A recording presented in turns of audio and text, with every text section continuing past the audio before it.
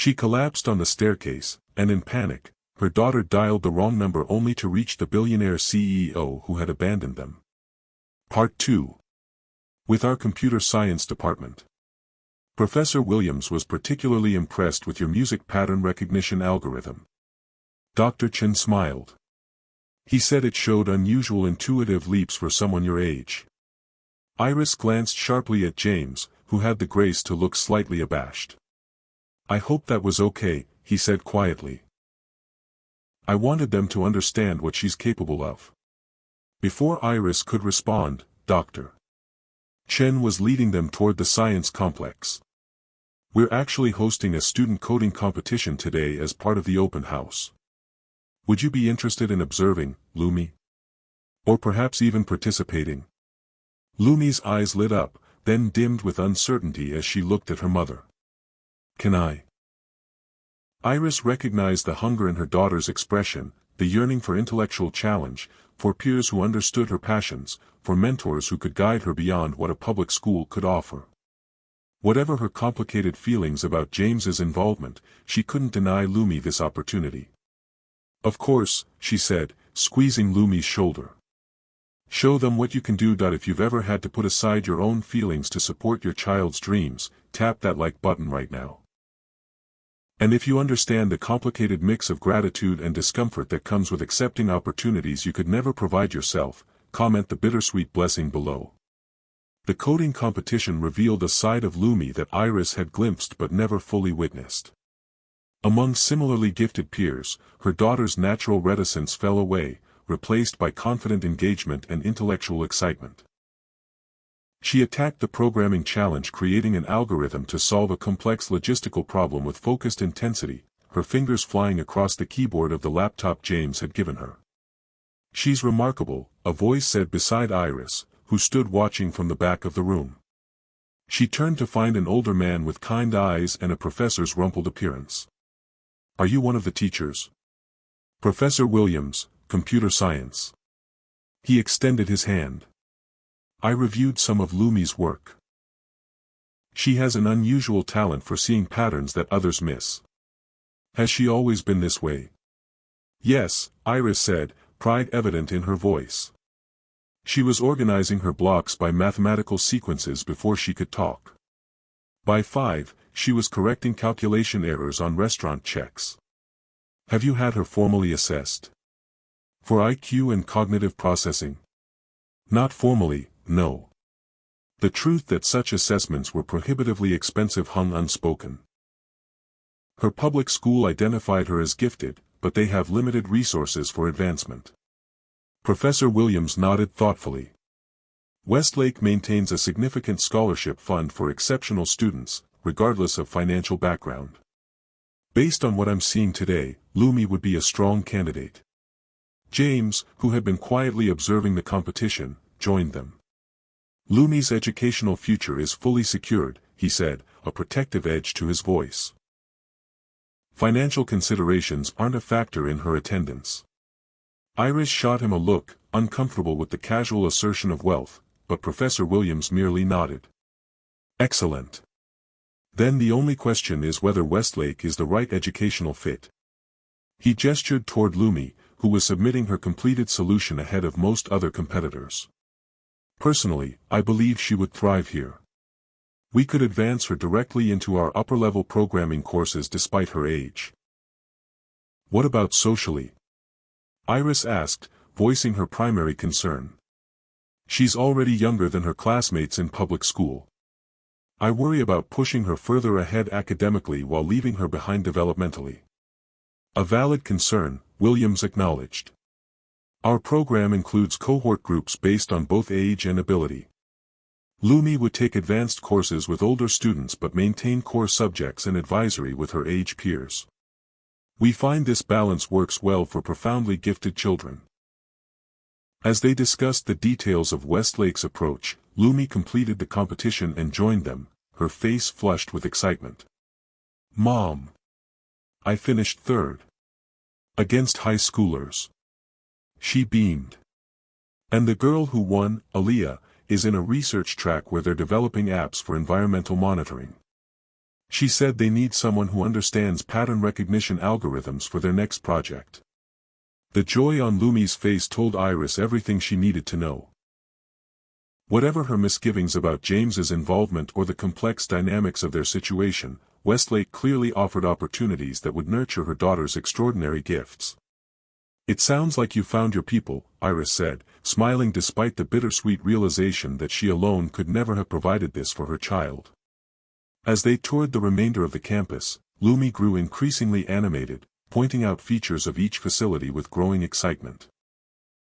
The robotics lab with 3D printers and prototype testing areas, the mathematics center where students tackled university-level problems, the art studios where technology and creativity merged in digital design spaces. By the time they returned to the administrative offices for closing discussions, the decision seemed inevitable. Dr. Chen provided application materials and outlined the admissions timeline, mentioning that mid-year transfers were possible in exceptional cases. "We could have Lumi start after winter break if her application is approved," she explained. "Which, given what I've seen today, seems highly likely." Outside in the crisp November air, walking back to James's car, Lumi could barely contain herself. "That was amazing. Did you see their quantum computing lab? And the holographic design studio? And Professor Williams said my algorithm approach was elegantly structured. She practically bounced with each step. Can I apply? Please." Iris glanced at James, who was carefully maintaining a neutral expression despite the hope evident in his eyes. He was giving her space to make this decision without pressure, another small courtesy that was gradually rebuilding her trust. "Yes," Iris said finally. "If this is what you want, we'll submit the application." Lumi whooped with joy, hugging her mother tightly before rushing ahead to the car, already planning her application essay on her phone. As they walked more slowly behind her, James spoke quietly. "Thank you for considering this, Iris. I know it can't be easy watching someone else provide opportunities you've wanted for her." The simple acknowledgement of her complicated feelings spoken without pity or condescension touched Iris unexpectedly. "It's not about who provides what," she said after a moment. "It's about what's best for Lumi. She deserves this chance." "She deserves everything," James agreed. "And so do you, for that matter." Before Iris could respond to the loaded statement, a sleek black town car pulled to the curb ahead of them. The rear door opened, and an elegant older man emerged, leaning heavily on a silver-tipped cane. Even at a distance, his resemblance to James was unmistakable, the same strong jawline, the same commanding presence, though his hair had gone completely silver. James stopped abruptly, his body tensing. "Walter," he said, voice suddenly cold. "What an unpleasant surprise." Walter Thorne's gaze moved past his son, fixing first on Iris with a flash of recognition, then settling on Lumi who stood frozen by the car. His expression shifted from surprise to calculation in an instant. "So," he said, his cultured voice carrying easily across the distance. "This is why you've been neglecting board meetings and canceling family obligations. History repeating itself, it seems." James stepped forward, positioning himself slightly in front of Iris and Lumi. "This isn't the time or place for a family discussion." "On the contrary," Walter replied, advancing slowly with his cane.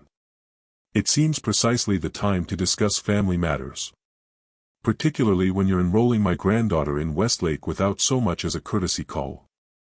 The word granddaughter hung in the air like a challenge. Lumi edged closer to her mother, suddenly wary. "Mom," she whispered. "Who is that?" "That's Walter Thorne," Iris answered quietly. "Your grandfather." "And you must be Lumi," Walter said, his sharp hearing catching the exchange. "I've been wondering when James would finally introduce us. Though I must say, this clandestine approach is hardly befitting the Thorne name." "There's nothing clandestine about it," James replied evenly. "I've only known about Lumi for 6 weeks. We're establishing our relationship at a pace that works for everyone involved." 6 weeks, Walter repeated, his gaze sharpening on Iris. How convenient that you've reappeared just as Thorntech's valuation exceeds 20 billion. Your timing is impeccable, Ms. Marquez. The insinuation that Iris had deliberately revealed Lumi's existence for financial gain ignited fury in her eyes. My daughter called James by accident during a medical emergency, she said, her voice steady despite her anger. I never intended for them to meet. A fortuitous accident indeed, Walter said with evident skepticism. And now, naturally, there's discussion of private schools and trust funds. One might almost think it was planned. That's enough. James's voice cut through the tension like steel. Lumi is my daughter. My biological child whom I've missed knowing for 12 years because of your interference. You don't get to question her legitimacy or her mother's integrity. Walter's expression hardened. This girl's sudden appearance has serious implications for the Thorne family and business interests. The board will need to be informed. Proper legal documentation established. Inheritance protocols reviewed. The board will be informed of nothing, James countered. Lumi is my daughter, not a corporate asset. And she's already provided a DNA sample that confirms her identity beyond question, so spare us the theatrics about legitimacy. Iris glanced at James in surprise. She hadn't known about any DNA test but kept silent, recognizing his strategy of presenting a united front against his father's manipulations. Walter's gaze shifted to Lumi, who stood straight back beside her mother, meeting his assessment with a directness that momentarily seemed to startle the older man. You have the Thorne eyes, he observed, his tone softening slightly. And apparently the Thorne intellect as well, if you're applying to Westlake's advanced program.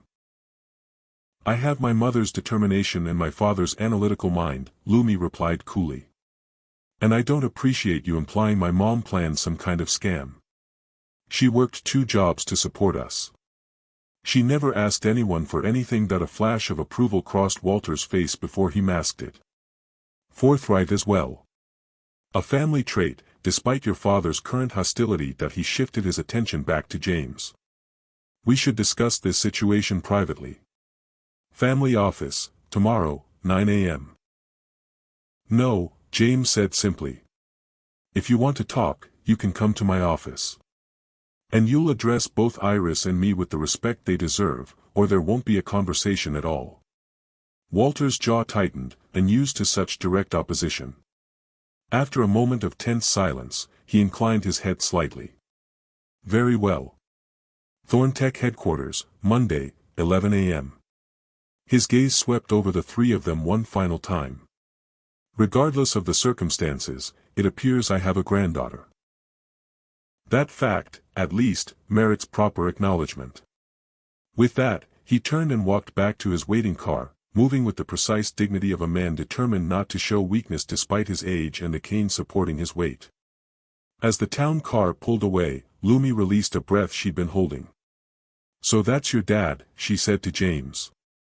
He's kind of terrifying. He's manipulative and controlling, James corrected. And I'm sorry you had to witness that exchange. Are you okay? Iris asked Lumi, concerned about the confrontation's impact. I'm fine, Lumi assured her. Actually, it was kind of interesting watching you both stand up to him. Like a real-time demonstration of establishing boundaries with toxic family members. She grinned suddenly. We just covered that in health class.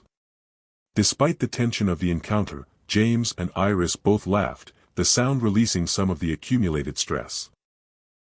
Only you would analyze a confrontation with a billionaire patriarch as a practical application of classroom theory, Iris said, hugging her daughter close. Well, he is technically my grandfather, Lumi pointed out as they finally resumed walking to the car. Even if he is a jerk. Technically, yes, James agreed, his expression serious again. But you're under no obligation to have a relationship with him, Lumi. Walter Thorne excels at using family connections to manipulate outcomes. I don't want you exposed to that. I can handle manipulative people, Lumi said confidently. Mom taught me all about recognizing guilt trips and emotional blackmail. She says it's essential survival knowledge for smart girls. James glanced at Iris with newfound appreciation. Your mother is very wise. As they drove home from Westlake, the unexpected confrontation with Walter created a strange new bond between them. A shared adversary had unified their fragile new family unit in ways mere goodwill might not have accomplished so quickly. Watching the city pass by her window, Lumi observed her parents in the front seats, noting the subtle shifts in their body language, how they leaned slightly toward each other when speaking, how the tension from earlier had transformed into something like solidarity.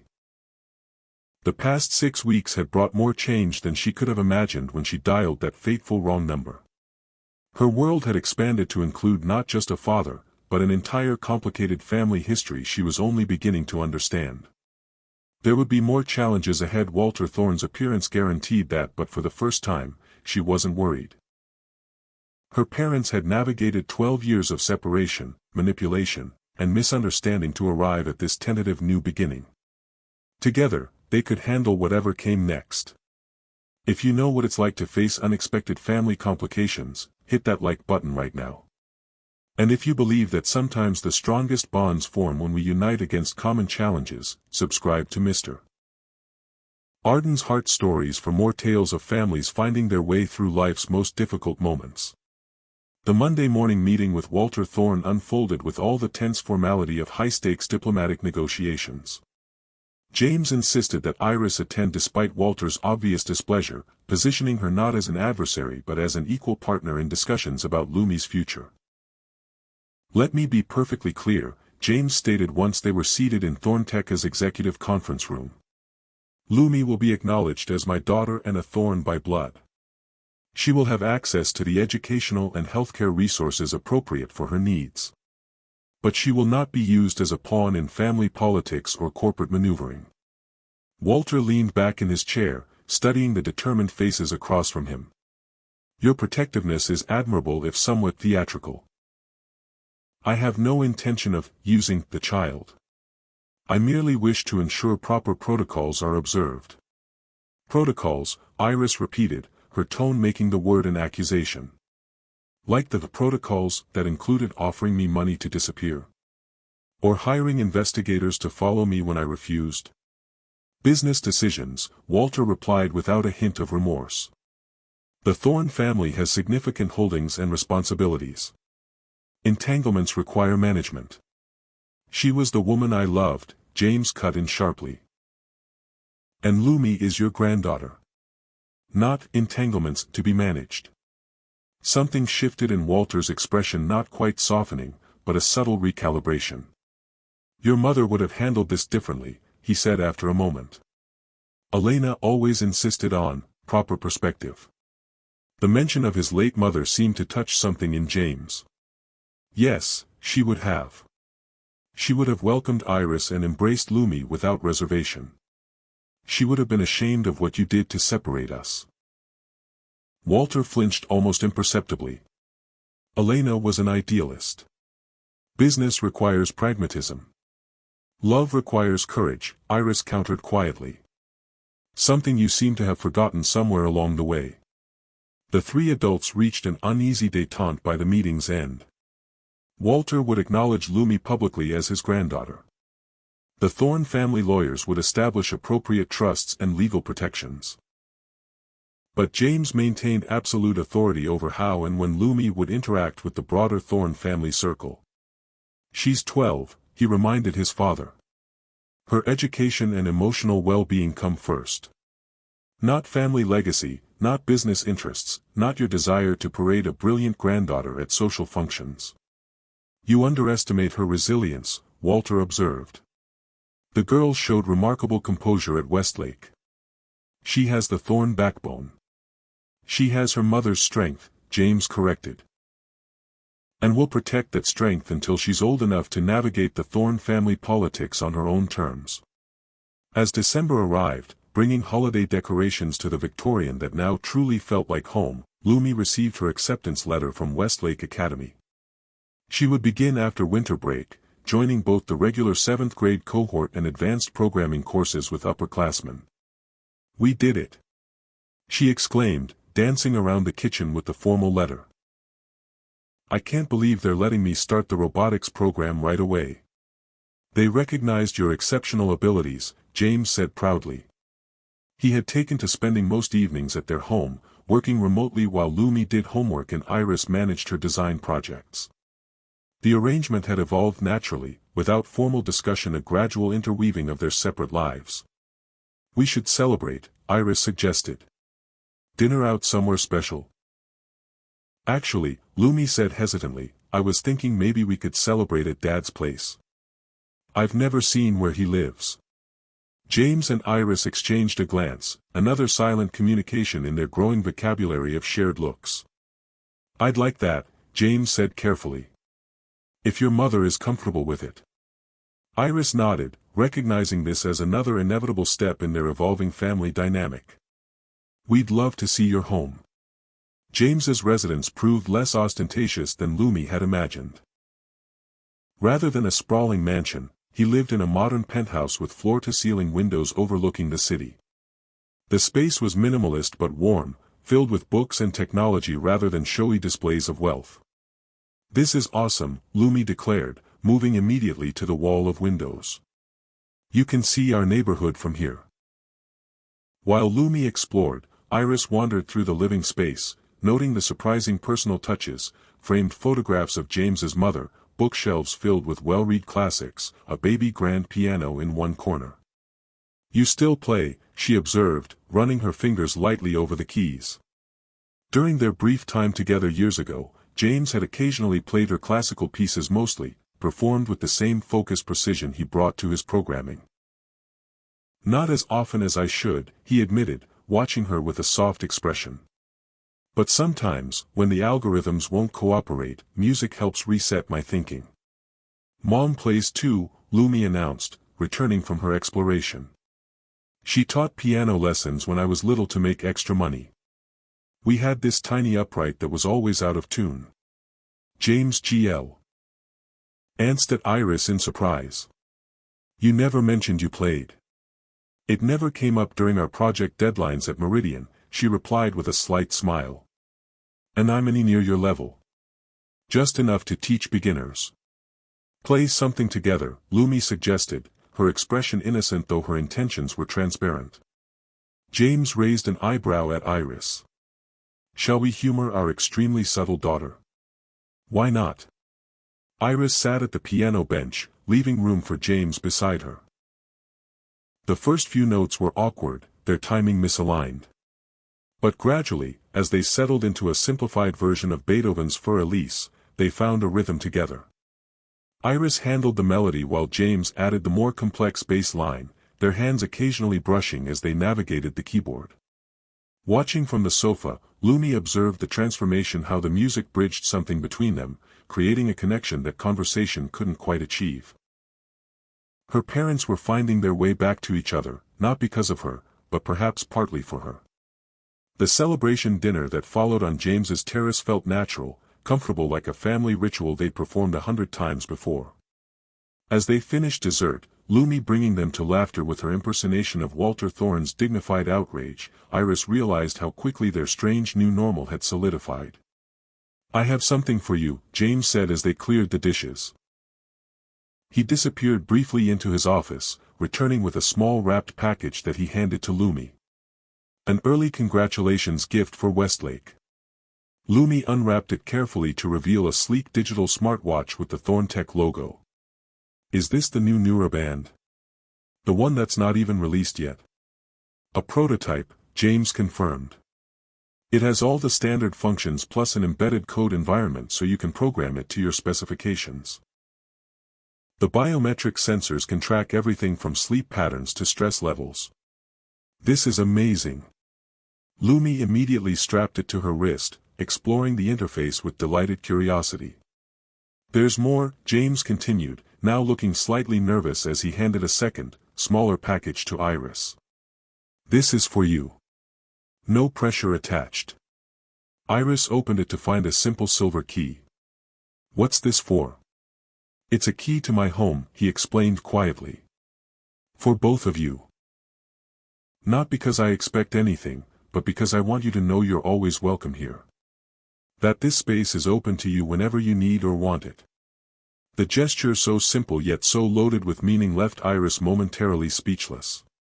It wasn't a demand or an expectation, but an offer. A door being opened, quite literally, with no pressure to walk through it. "Thank you," she said finally, closing her fingers around the key. "That means a lot." Later, as they prepared to leave, Lumi conveniently remembered a coding book she'd left in James's office, disappearing to retrieve it and leaving her parents alone on the terrace. "Our daughter is many things, but subtle isn't one of them," Iris observed with a smile, leaning against the railing beside James. "She gets her directness from you," he replied, his shoulder lightly touching hers. "And her strategic thinking from you." Iris turned slightly to face him. "James, these past 2 months have been unexpected. In mostly good ways." "Mostly?" he teased. "Well, your father remains a challenge." Her expression grew more serious. "But watching you with Lumi, seeing how you've respected my boundaries while still being present for her, it meant everything. I've missed so much," he said quietly. "First steps, first words, first day of school. I can never get those moments back. But being here now, getting to know the remarkable person she's becoming, that's a gift I never expected." "She's flourishing with you in her life," Iris acknowledged. "And as for us," she hesitated, searching for the right words. "There doesn't have to be an us beyond co-parenting," James said carefully. "I meant what I said about the key. No pressure, no expectations." "I know." She met his gaze directly. "But I'm finding that perhaps I want there to be more than just co-parenting. Eventually. When we're ready." The simple admission hung between them, full of possibility. James reached for her hand, entwining his fingers with hers. "I've never stopped loving you," he confessed. "Even when I thought you'd chosen to leave, when I convinced myself it was better to move on, some part of me was always waiting.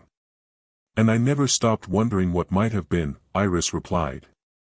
"If things had been different, if we'd fought harder for each other." "We can't change the past," James said, gently squeezing her hand. "But the future is unwritten." From the doorway, Lumi watched her parents' silhouettes against the city lights, their hands joined, heads bent together in quiet conversation. She slipped back inside, giving them privacy for this moment that felt like both an ending and a beginning. The wrong number that had connected them on that terrifying Sunday afternoon had set in motion a reconciliation that none of them could have predicted. Not just between James and Iris, but between past and present, between what was lost and what might still be found. As winter settled over the city, their unconventional family continued to evolve. Lumi thrived at Westlake, her natural brilliance nurtured by teachers who understood her unique mind. James divided his time between Thorn Tech's headquarters and the Victorian on Wisteria Lane, gradually becoming an essential presence in their daily lives. And Iris found a balance between her fierce independence and the joy of shared support, accepting help without surrendering her identity.